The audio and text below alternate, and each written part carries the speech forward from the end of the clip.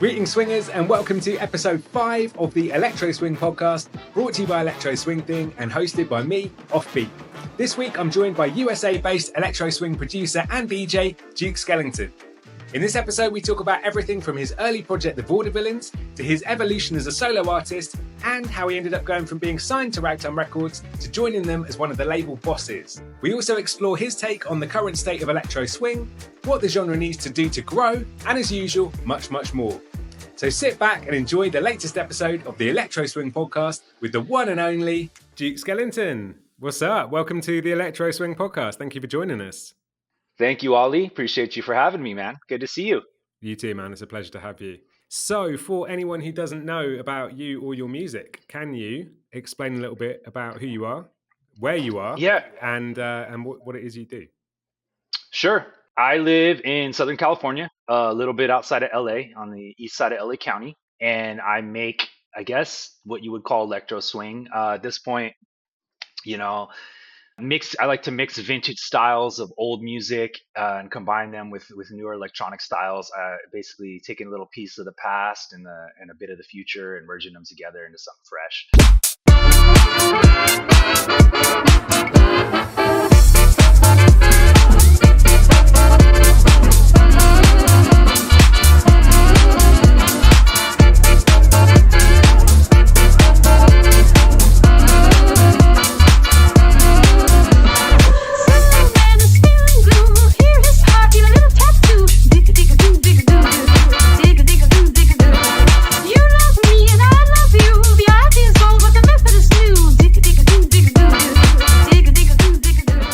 So you say kind of electro swing. You'd kind of call it electro swing. Would you not say that you fall under that umbrella, or do you have a broader definition of it? You know, I have some songs that I would say are straight electro swing. Like I think the song that you played, Dig-a-Doo, but the song you played, Dig-a-Doo, I would say that's straight up electro swing. I've done other songs that I would consider that. But also part of what I'm interested in is taking electro swing or vintage music and mixing it with like other modern genres of music like drum and bass or like tech house or bass house. So sometimes I can kind of blur the lines a little bit, whereas like someone who's like a real purist electro swing producer would go, oh, that guy's not electro swing. He's too bass heavy or he's too this or that. But, you know, I cut my cloth, I guess you could say, in the electro swing scene. And I'm always going to be making tunes like that are traditional electro swing, but I'm also kind of into experimenting and playing with different styles. What I'm finding is the more of these interviews I do, the more definitions people have of what electro swing is. And I think there isn't really one agreed upon definition, and lots of people maybe consider themselves electro swing artists who other people wouldn't, or people don't consider themselves electro swing artists that other people would. So I do think it's quite a broad thing that's open to interpretation. Right. It's interesting. We're at an interesting crossroads. I would say maybe like 8 years ago, I think people were maybe a lot more solid with the definition, but I do think maybe people are wanting to push things forward and they don't want to be trapped into like a little box, you know? Like I know like Duddy Moonshine, for example, was, you know, at one point, maybe you would call them electro swing, but I don't think he wouldn't call it electro swing now. You know? Yeah. So, but it has some of that. He gets quite annoyed when you do call it that. Yeah. Like I think you gotta. But it still has the brass. It still has the jazz. It still has the big band. Like it's still. You could tell it came from that, but it's it's its own thing, I guess. Well, hopefully we'll get Mike on at some point so he can explain it himself. But right now we're talking to you, so I'm interested to know how you got into electro swing. So let's see.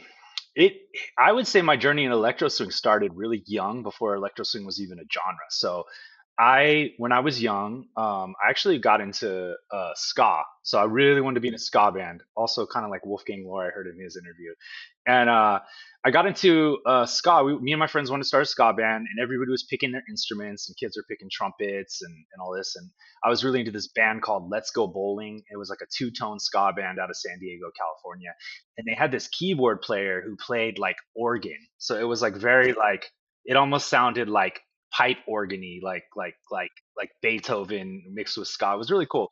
And so I decided I wanted to play keys. So I started getting into that. And then as ska started I started getting a little burnout on ska. I started getting into jazz and swing, and at that time it was around the 90s, what they called swing revival era in the States. I don't know if it was like that in the UK, maybe it was for you guys too, but there were a lot of bands coming out: Squirrel Nut Zippers, Royal Crown Review. Love Squirrel Nut Zippers.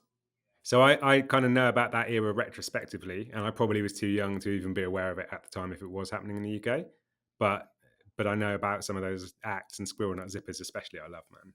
Yeah. So I would go to these shows. I was only like 14 or 15, and I would go to these shows where there would be like full swing bands, people dressed up in vintage clothes, like swing dancing. Like there was this local California band called Rumble King, where a guy would bring out a piano and he would just like go crazy on this like full piano, and then the people would be swing dancing. It was a fun time.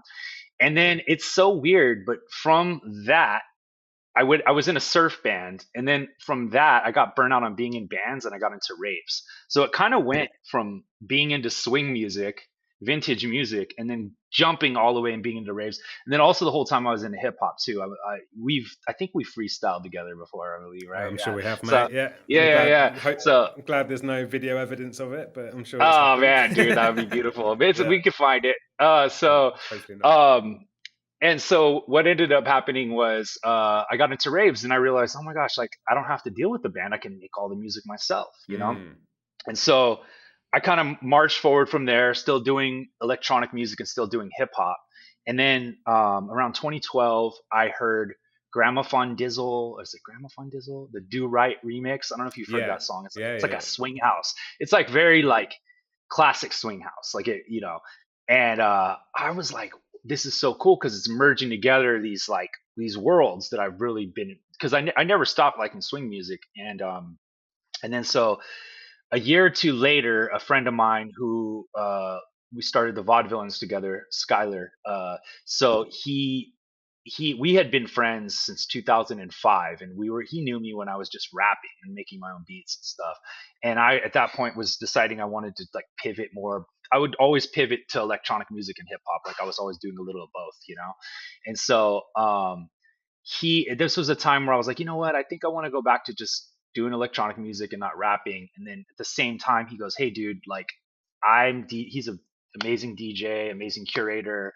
He's got a lot of talents. And he goes, but I need someone to kind of help on the production side of things.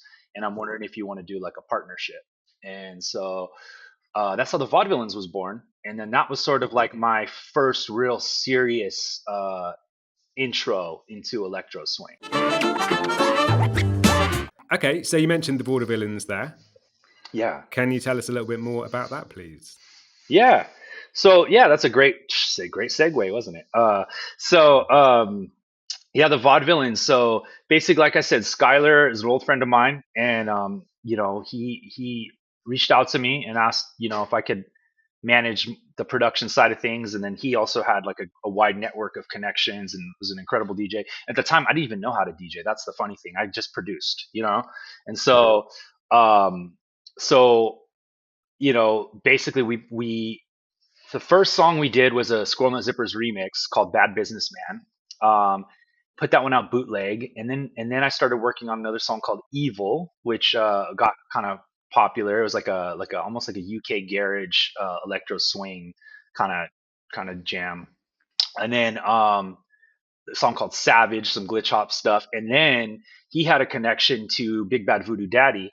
And so Big Bad Voodoo Daddy gave us stems and allowed us to remix a couple of their tunes. Awesome. Yeah. Yeah. So we did Jumpin' Jack, and we did Voodoo, which was a remix of oh man, what is it? I forget the name of the original song. But anyways, we did a couple of their tunes. And this was before I was close with the Ragtime squad. We sent them over some tunes, and they decided they wanted to release some stuff. And for us, we were just overjoyed because at that time, and I think still a little more to this day, the UK was definitely pushing electro swing a little harder than the States. So it felt like, okay, we've kind of made it in a way. You know what I mean? Like we've taken this thing we want to do, and we've connected with you guys, and we've gotten to this like next level, you know. So that was a real fun time, and we put out the Voodoo Swing EP with Ragtime in 2017. So the Vaudevillainz EP was 2017. When did you start doing your solo stuff? Was it alongside that or after that? It was alongside. So I think we dropped the Vaudevillainz stuff, and then there was a time period where I was like kind of producing for both, like kind of ghost producing Vaudevillainz and then just doing my own thing. I think that went on for like a year, maybe or two, and then at a certain point, like he ended up moving to another. He ended up moving, and we just kind of like we kind of just kind of started. I started slowly doing my own thing, and yeah, it just kind of happened naturally, I guess, organic. Yeah, and it was like probably like 2018-ish. I really started 2018, 2019, started more focusing on the Duke Skellington stuff a little more. So what is the future for Duke Skellington on a solo vibe? What can we expect? Well, I really want to keep pushing forward this idea of evolving electro swing with other genres. So I think last year I was going a little more straight swing house. Like that's like Digga Digga Do. I think that was my like, I'm just gonna hit swing house hard. And then I did a remix last year for Alice Francis. Really went swing house on that one too. Even did some raps in there. It was like a lot of fun. So I was kind of doing that. But this year I'm thinking about my goal is to shift it, but to do more like tech house mixed with electro swing. Tech house the tech house genre in California is just like crazy big, and like I really enjoy how it just plays with grooves. Like it's a very groovy genre. Like it's all based on just the way things swing and flow, and like sometimes it can be minimal. So I want to take that grooviness of tech house and I want to mix it with electro swing, and I want to do it in such a way that still keeps my current audience of people like into it. So I don't want to lose anybody along the way, because I do really appreciate my fans, and like I do appreciate people that are into the genre, but I also want to expand it into this other genre where people may not even be into electro swing, but they're going to be like, oh dude, that sounds cool. Like I never heard anything like it, So I kind of want to just, I don't know, keep what I got, but expand it in experimenting with other genres. That makes sense, man. And like a theme that has come up with a few of these conversations that I've had is people saying that like in order for electro swing to evolve, it needs to kind of expand and absorb other types of music and kind of align itself with other types of music as well. Because otherwise it's going to become too. I mean, a lot of people complain it is too samey already, so we kind of need to bring in some new influences.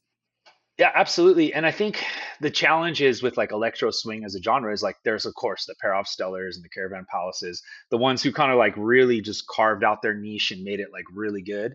But then there was like a long period of time, and it still kind of happens to this day sometimes, where someone will get a swing song, loop it for 8 bars, and just put like a house beat underneath it, and it's just like as a production, like maybe as a composition, it's kind of cool, but as a production, the production quality is super low, So people hear that and then they go, "Oh, that's electro swing." Yeah, you know what I mean. I think that's what a lot of people think it is. Yeah, yeah, and so, but with these other genres, like these like more progressed electronic genres, I mean, you have to be like super sharp with production. Like you got to be super good. Like the barrier to entry is a lot higher, And I think electro swing, one of the ways we can kind of push ourselves to be at that like higher level of production is to compete in these other genres, or I mean you could do it just in electro swing too, but it's just, I think the bar is, people have accepted a lower bar, you know what I mean? You talked about Ragtime Records, and that they put out your first EP as the Vaudevillainz. Yes. But you're actually very deeply involved with them now, aren't you? You're Yes. essentially a partner of the label. Yes. So can you tell us a little bit about that? Yeah, for sure. So a little bit. So we were working pretty close with when we released the Vaudevillainz EP. And so I didn't know this, but at the time, Rich and Tom were both looking for a third person to bring in on the label staff. just to help with certain things. And they reached out to me and they said, "Hey, we've thought a lot about it, and we think you would be a good fit on this team and stuff." And then we kind of talked a little bit about what that would look like, and I was stoked, man. I was like, yes. So from that point forward, yeah, it was a good, it was a great partnership that we, so that was like around 2017, maybe 2018.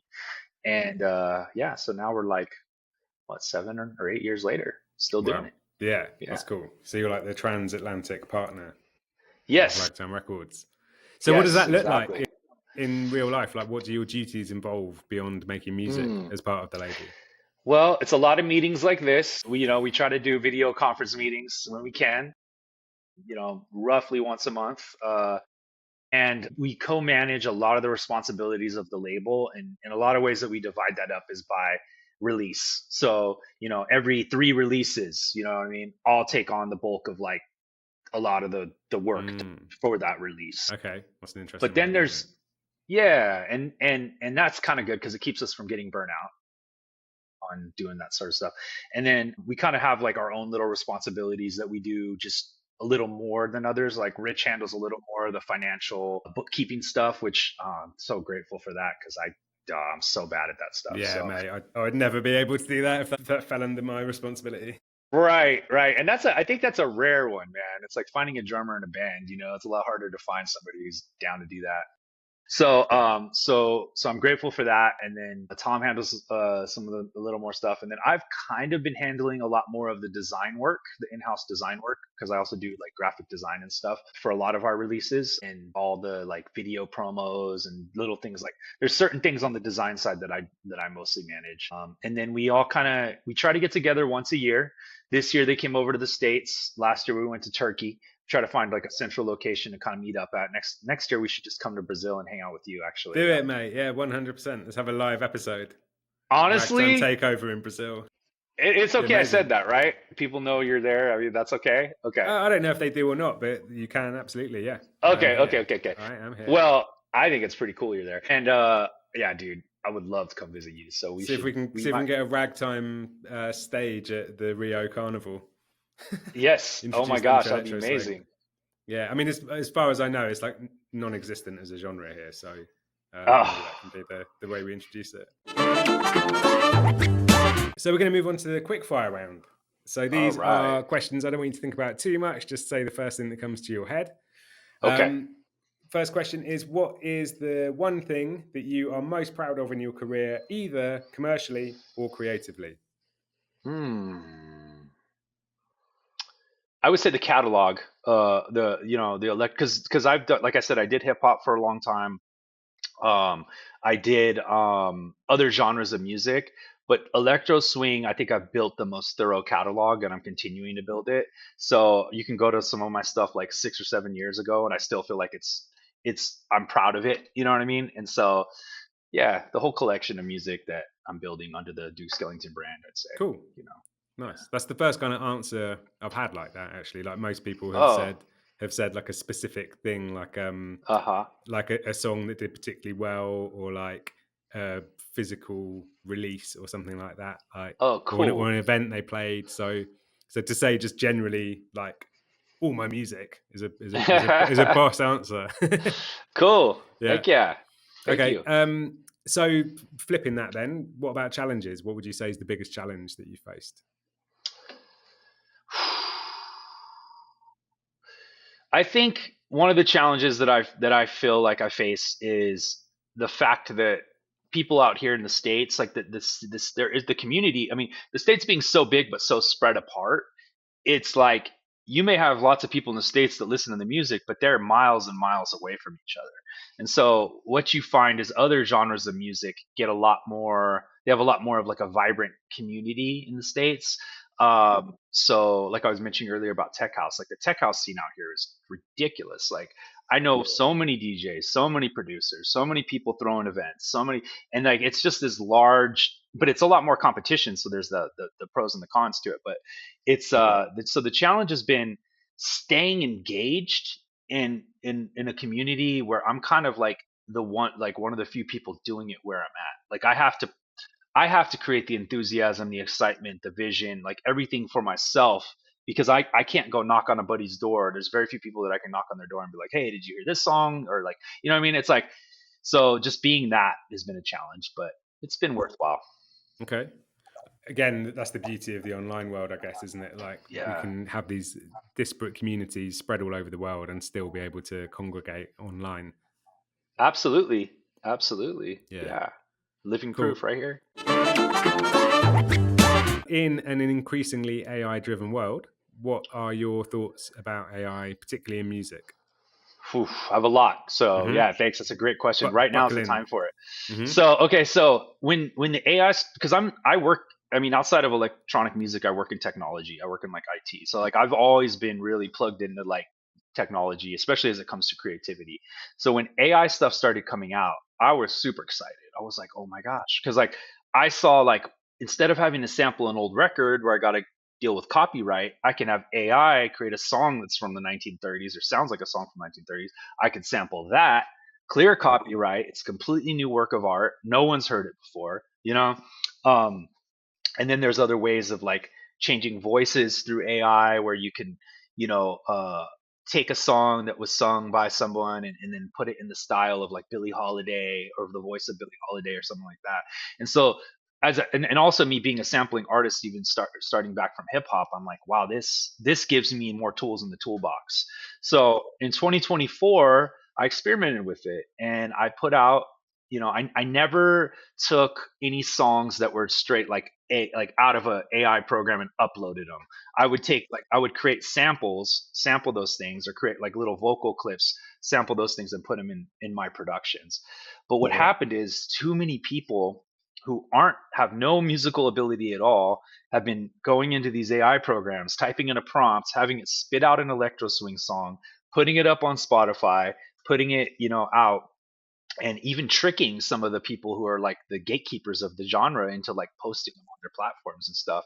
And so it's really left a bad taste in a lot of people's mouth and it's sort of created this pushback against it, even to the point where even though I've never made a whole song with AI, I've just sampled it and just used little pieces of it. I had a comment on a video. Alex, who does Jazz and Tea. I don't know if you've ever seen her podcast where she reviews electro swing on YouTube. Really good. She posted a review on one of my songs, and I just saw this last night. And somebody left a comment, and they're like, "Oh, I've never heard of Duke Skellington, but all of his music is AI, and I'm not a fan." And I was like, so I had to leave a comment and say, "Look, I don't know what you're referring to. I've sampled AI in 2024. I've been making this since 2017." But what the conclusion that I've come to is I'm not going to do it anymore, at least until it gets to the point where you can't hear the difference between AI and non-AI. Because I think that the bad actors are kind of create making it have like a bad taste in people's mouth. And I feel like what I've worked to build and stuff like that, I don't need AI. It's been like a fun little thing to experiment with, but I don't need it to do what I do. And so I'd rather just kind of like step out away from the potential downsides of it, and you know just work on you Yeah. know doing music traditional. So you've been around for a little while. If you could give your younger self some advice, what would that be? It would have been to double down on it. So when I was 18 years old, I was very like, I was advancing in electronic music production like really fast. Like I listened to some of the stuff I made back then, and I think it's actually like some of my best work. I was almost autistic, you know what I mean? Like I was almost like I could just focus on music and I was getting really good at it, but then I had this daunting fear of like what if I don't make it, what if I can't make a living off this, you know, I had a very and so what I ended up doing at that time is I went into the military, the US military, right before 9/11. And so and what that did for me, like I noticed that it changed me a little bit. Like it made me a little more like where I can talk to more different types of people because there's a lot of different types of people in the military that I wouldn't have talked to. But it also took away a little bit of that like idiot savant thing that I had, you know, like that I was work that could have worked for me, I think, you know. And so yeah, if I could give my younger self a recommendation, it would have been just go all in. Go all in. Don't. I still obviously I'm still doing music today. You know what I mean? So this is not some flash in the pan thing for me. Again, you've been around for a little while. You've released a lot of tunes.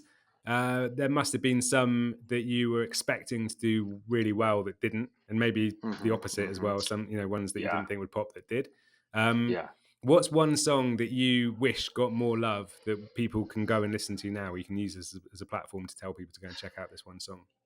Yeah, it would definitely be Digadoo, my Digadoo remix that I did last year. I think I don't know if people out there understand how Spotify algorithm works and stuff like that, but if you want to get on the Spotify playlist, the curated Spotify playlist that will give you like thousands and thousands of streams and lots of attention, you have to submit your song within a certain amount of time to Spotify and do all these things. And I didn't do that with Digadoo. I was late, and I just was ignorant to it. I just didn't realize, you know what I mean? And I really think that song, and not to toot my own horn, because I do think that there's other artists like Cat in the Hat has some songs too that I feel this way about, should have been on that playlist.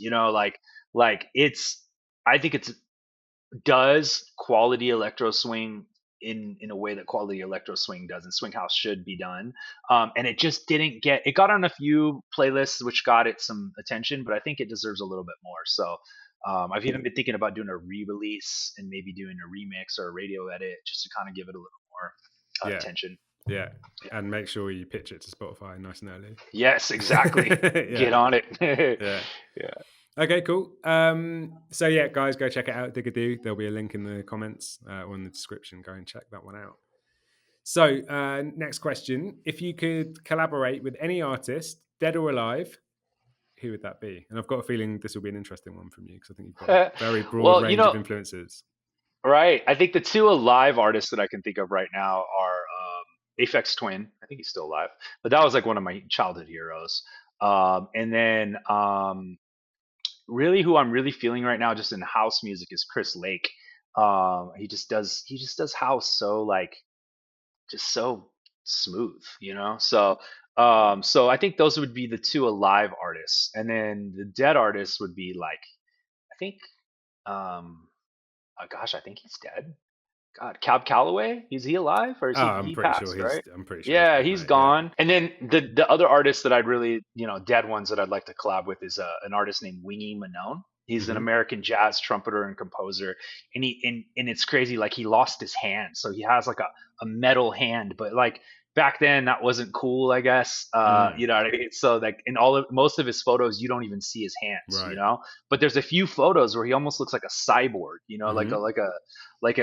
like a steampunk cyborg from like history, you know what I mean? But he's been sampled by Peroff Stellar. He's kind of an underrated jazz legend. Cool. So Wingy Manone would be my other one. Wingy Manone, I've never even heard of him, man. I'll check him out. Yeah, he's worth checking out for sure. Awesome. He's very awesome. Cool. Okay. Yeah.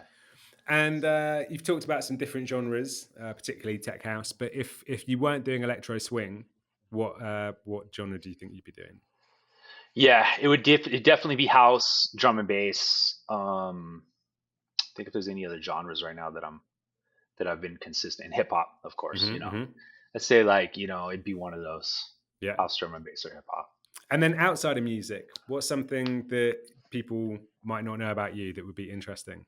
A little personal fact for the fans. Yeah, well, I talked a little bit about it, so I'll give you two. But one is I think the fact that I was a rapper for so long, and that I still do love rapping. Like I just don't think people would know that if they didn't know me. Yeah. And then the other is that I'm sort of outside of music. I have this other life where like I'm a family man. Like I have a son who's 17, and I have like a day job that I work IT in like a school district. So like I have this whole other life where it's more just like that's sort of my stability that I do, and then I have my artistic side that I do in all my free time. So that there's that double side, I guess you could say. And I'm sure probably a lot of us have that. So any final words for your fans of your music? Yeah, just thank you, everybody that's been listening to my stuff, and the numbers have been growing on Spotify. So I just want to say thank you to the people that still support this genre, and thank you for the people that are down to go on this journey, because I do understand that like there are a lot of people that just like traditional electro swing and they just want it to sound a very particular way. And so when you have an artist like me that takes electro swing and experiments and throws in other styles, some might be a hit for you and some might be a miss for you. So the people that are still like willing to like follow me on this journey of experimentation with vintage music and electronic music, I appreciate you. You guys are my motivation in many ways. And so, yeah, thank you. That's an awesome answer, man. Yeah. Americans are so good at talking.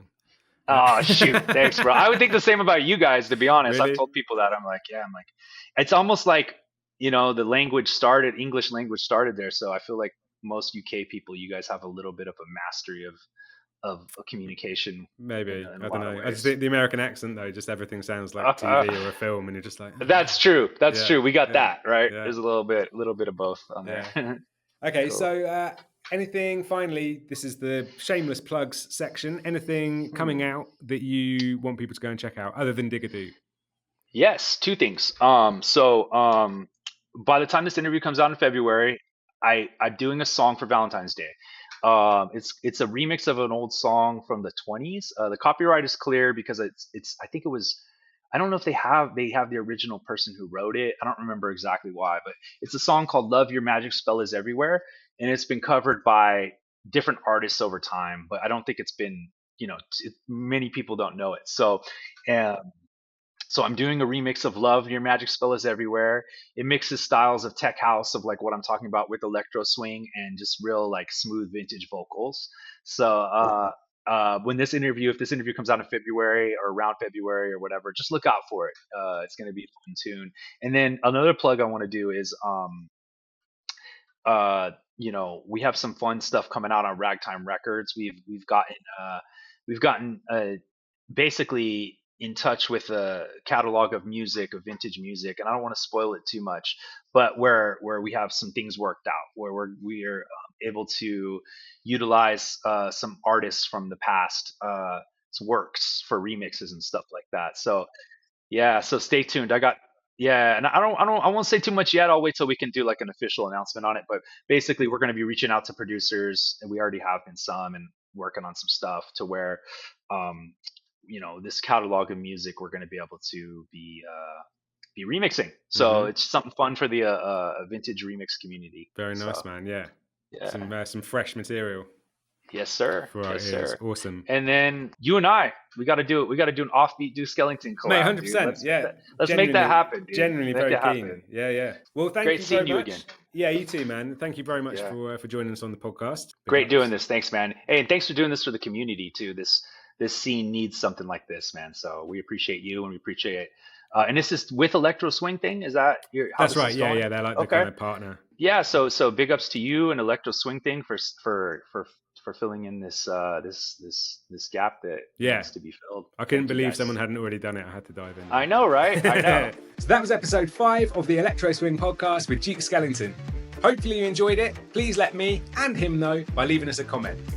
If you don't already follow the Duke, links to all his music and socials can be found in the description. And also, if you haven't already followed us, please do so at Electro Swing Podcast on all platforms. I'll be back in another 2 weeks with episode 6 of the Electro Swing Podcast. And thank you for tuning in. I will catch you soon.